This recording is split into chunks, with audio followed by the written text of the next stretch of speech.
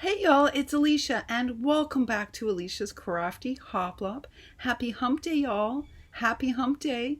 Well, I am back on and it turns out we did not take a staycation. No, we did not.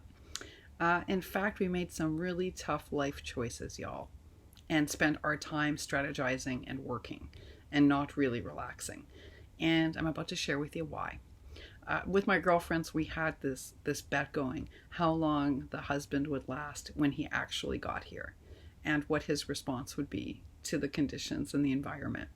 But to my surprise, the response was not what I anticipated. I tell you all, my strength when I worked in advertising was creative energy and ideas. My husband's strength, and it's always been his strength, is strategy and long-term vision.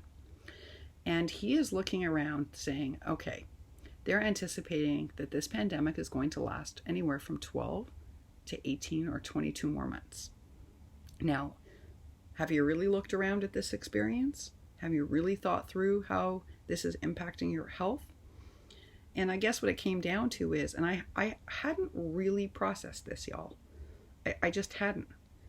Maybe because I couldn't afford to and get through it. But I haven't had fresh air in 6 months.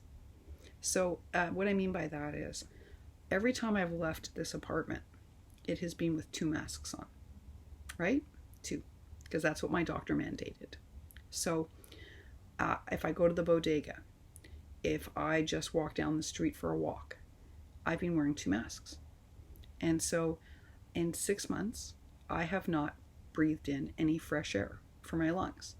Every time I go outside, I'm breathing recycled air. That's why there's a warning on K95s that you have to pass a health risk assessment here in New York because it's very hard on your lungs. Well, y'all know I have lung fibrosis. I never gave that any thought. I really didn't. Maybe I couldn't afford to, y'all. I just sort of dealt with it, right? I told y'all I'm not a baby, so I just dealt with it and didn't really let my brain process it. But my husband sure processed it. And he said, look, you've survived 6 months. That's amazing. But we're looking at another 12 to 20 months. This is my new problem with my TV. It talks now, and I hate it, y'all. I hate it. I hit a button, and my husband is like laughing at me, and we can't make it stop. Sorry, I'm just going to turn that off. It's very creepy. It's very creepy. The TV talks to us for no reason. So I hadn't thought about that. I hadn't thought about the impact on my lung fibrosis and my disease. And my husband sure did. And he realized that, I can't go outside for 5 minutes even and just breathe in fresh air. I don't have a porch to go to or a balcony. I don't have any fresh air coming in at all.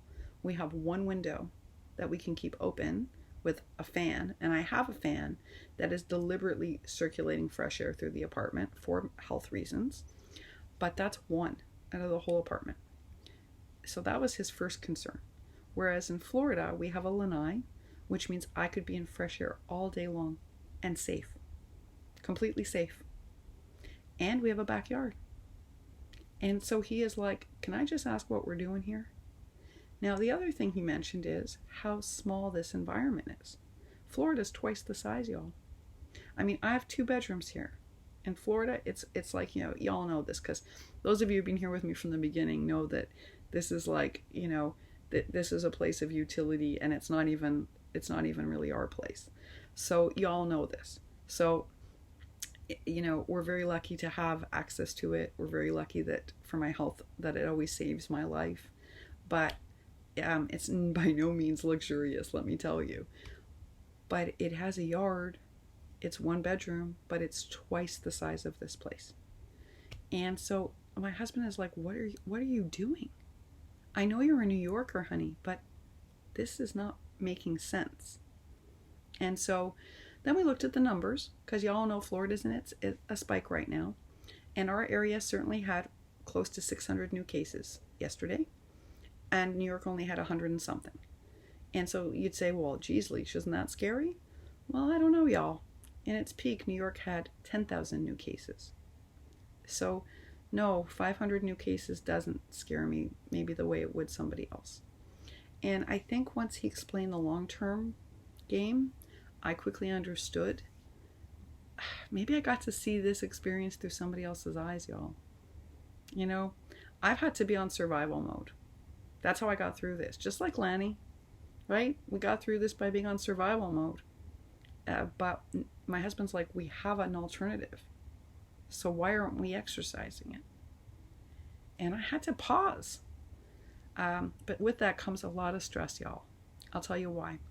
It takes a week to close up an apartment. A full week, y'all. And ideally, we want to be on a flight on Friday. That's 2 days to get a week's worth of work done. My husband, as y'all know, is injured. He can't walk. So that's on me.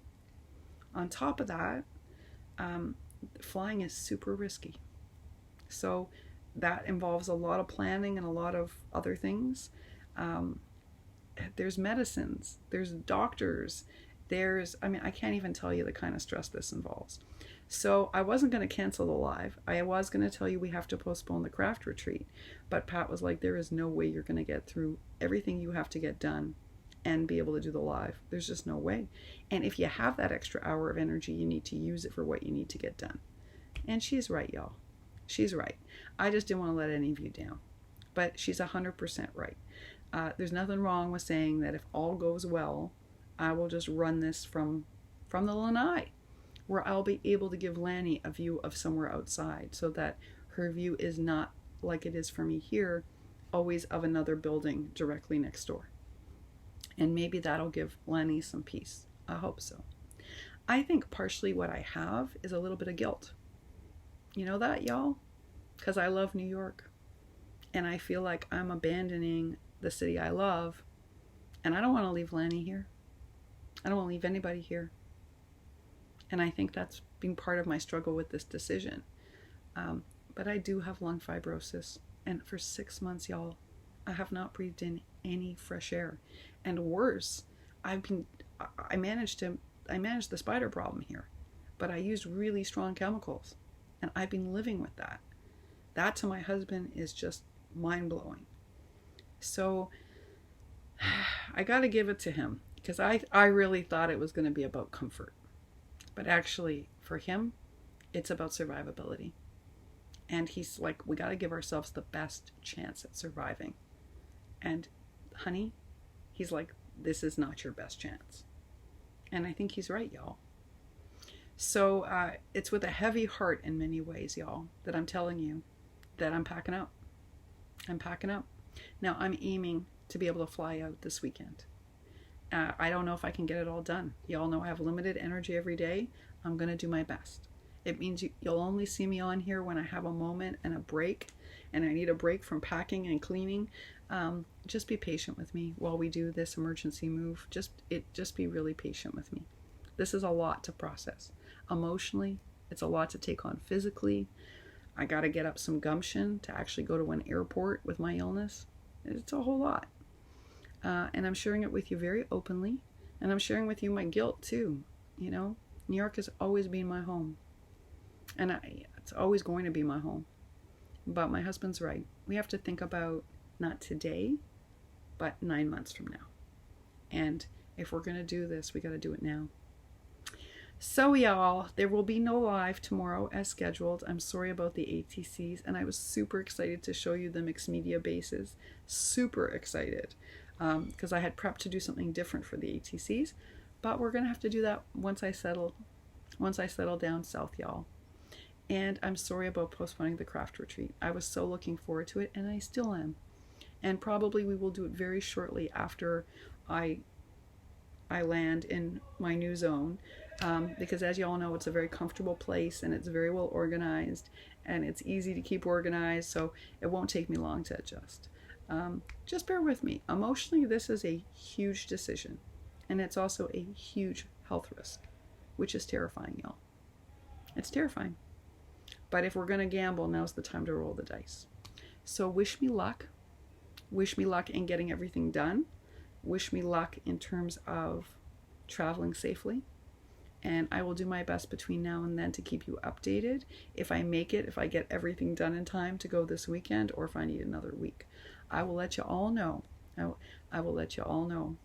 Until then, I'm wishing for you all a happy and a healthy hump day. I hope you do something creative. Your girl here is going to be cleaning and packing. That's what I'm going to be doing, cleaning and packing, and trying to figure out what supplies I can fit in my suitcase. All right, y'all. Take real good care, and I'll see y'all real soon. Bye for now.